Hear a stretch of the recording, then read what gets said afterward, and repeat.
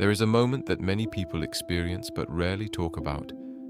A moment when your phone lights up with their name, and instead of warmth, you feel a quiet heaviness in your chest. Your body hesitates, not because you are cruel, not because you want to hurt them, but because somewhere deep inside you, something has become tired. Tired of explaining, tired of repeating yourself, tired of carrying emotional weight that never seems to belong to you alone. And so a question quietly forms in your mind.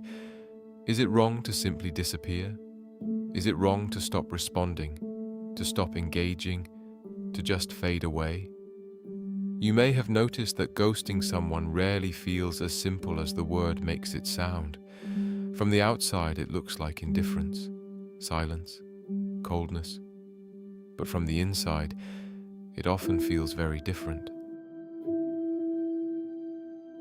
Welcome to the Absence Protocol, where we explore the hidden psychology of breakups, emotional detachment, and human behavior.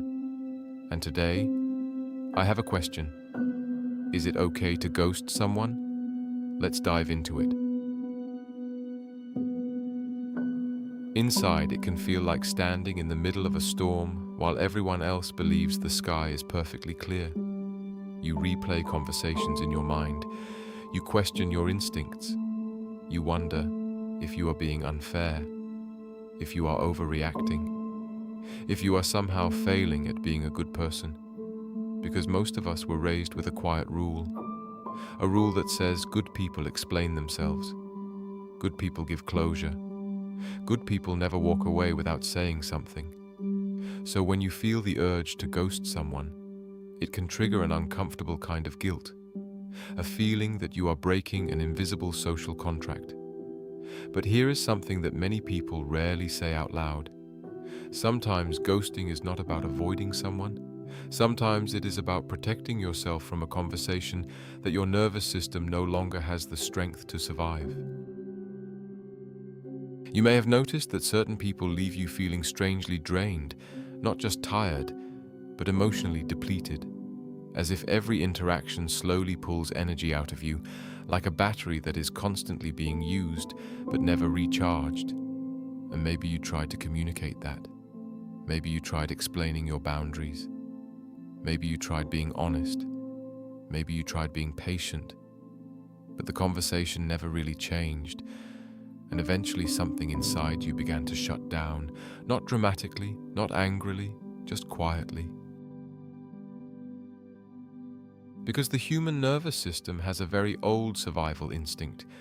When a situation repeatedly creates stress, confusion, or emotional threat, the brain begins searching for the fastest path to safety. Sometimes that path is confrontation. Sometimes that path is negotiation. And sometimes the path is withdrawal. This is not a moral failure.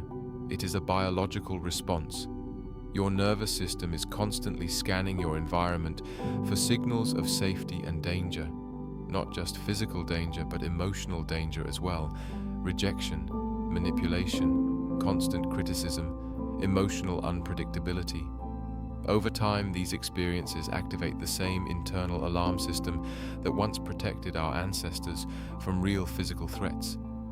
The brain does not always distinguish between a tiger in the forest and a conversation that leaves you feeling psychologically unsafe. Both can trigger the same survival circuitry. And when that alarm system stays activated long enough, the brain begins searching for the quickest way to turn the alarm off. Sometimes that means distance, sometimes that means silence, and sometimes that silence becomes what people call ghosting. But the story often begins much earlier than the moment you stop replying.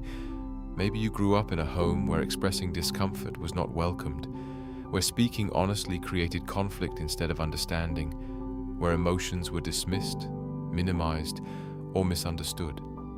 In environments like this, children learn something very quickly. They learn that direct communication does not always lead to safety. So the brain develops quieter strategies, avoiding tension, staying silent, withdrawing instead of confronting. These strategies are not signs of weakness, they are survival skills. The mind is remarkably intelligent when it comes to adapting to difficult emotional environments. If honesty leads to punishment, the brain learns silence. If confrontation leads to chaos, the brain learns distance.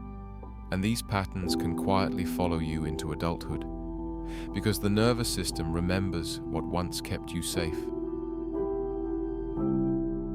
There is a strange paradox hidden inside this.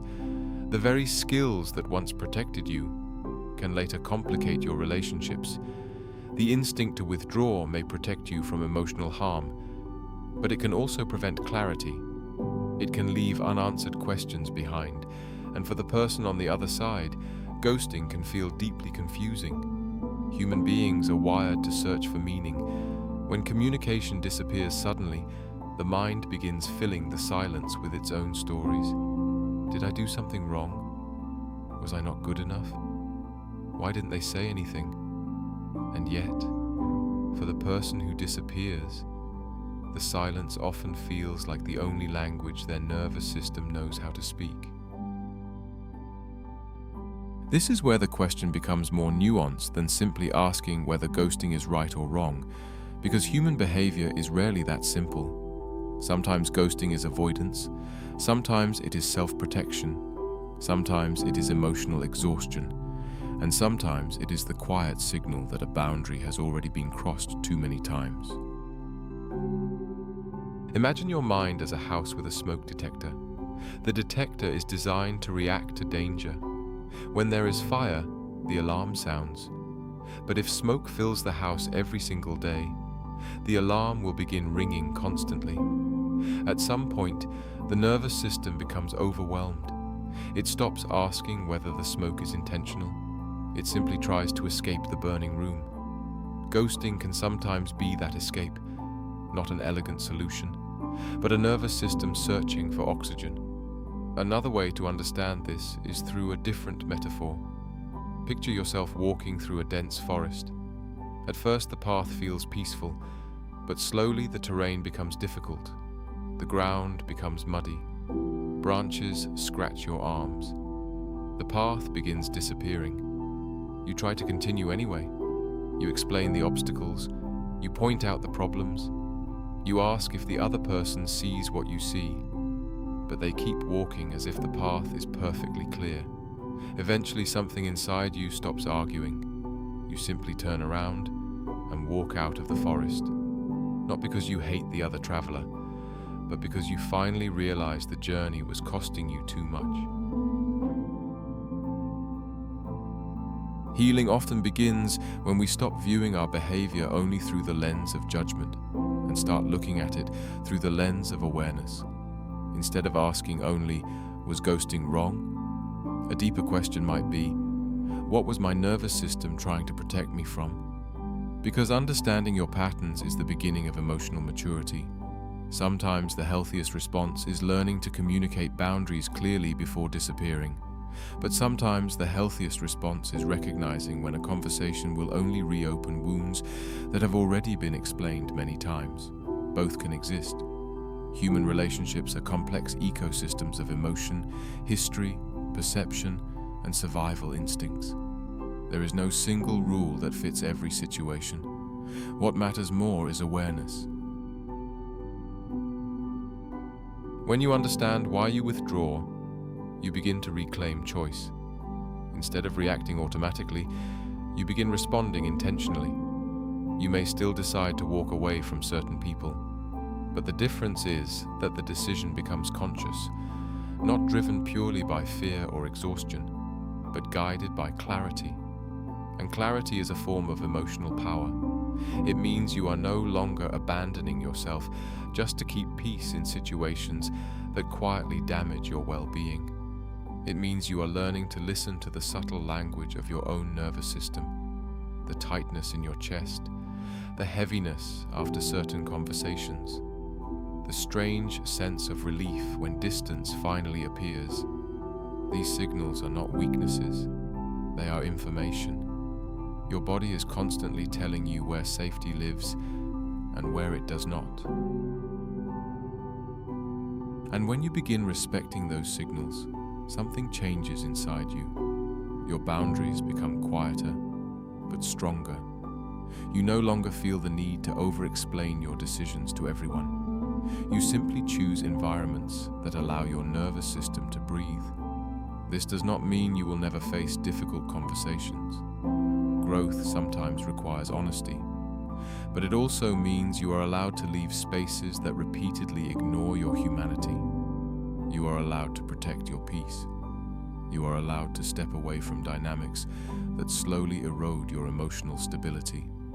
And sometimes, stepping away happens quietly, not dramatically, not with anger, just with the calm understanding that your energy is a finite resource, one that deserves care, one that deserves respect, and one that you are finally learning how to protect.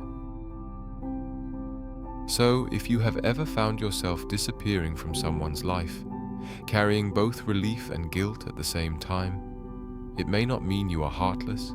It may mean your mind reached a point where silence felt safer than another exhausting explanation. The goal is not to shame that instinct. The goal is to understand it. Because self-awareness turns unconscious patterns into conscious choices, and conscious choices are where real emotional freedom begins. You are not simply someone who ghosts people. You are someone learning how to navigate the complicated terrain of human connection, learning where your boundaries live, learning where your peace survives, and learning that sometimes the most powerful act of self-respect is quietly walking away from the forest that was never meant to be your home.